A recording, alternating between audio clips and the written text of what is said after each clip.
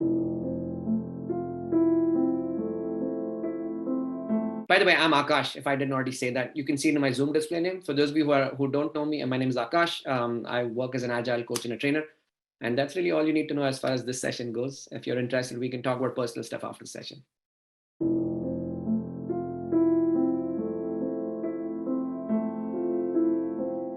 It is obviously very situational depending on what you're moving from a locally hosted version to a cloud version. But I guess in general, the agile approach remains the same, right? It's at the end of the day, it is a planning, execution, review, and a retrospective approach, which means you hopefully have some sort of a centralized backlog of work, which you should be able to prioritize and categorize depending on how you break your work items. So you want a centralized backlog of the highest priority items at the top, the lowest priority items as you go further down, and hopefully you've got one individual on your team who can prioritize that list for you, who would be some sort of a product owner or a product manager, or basically anybody who's a subject matter expert on deciding what goes into the list and why a certain item sits in a certain position in that list.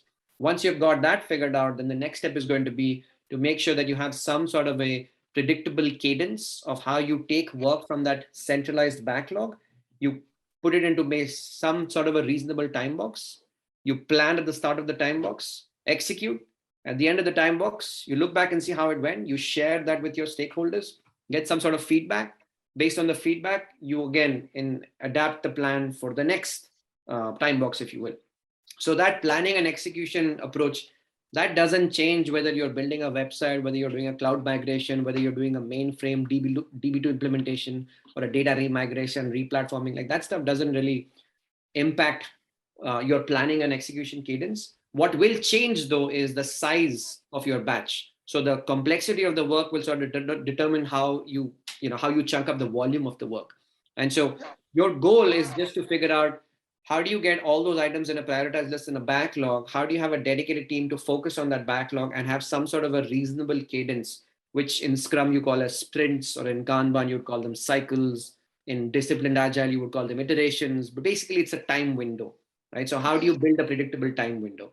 And over a period of time, you want to track some metrics. So I remember, Sarojit, you were in one of my previous classes, so where we talked about metrics around speed, predictability, throughput, stability. So those kinds of metrics would be good to track. Speed meaning the velocity divided by the capacity, right? Velocity being the rate of completion of work, capacity being the actual bandwidth that you needed to deliver on that job.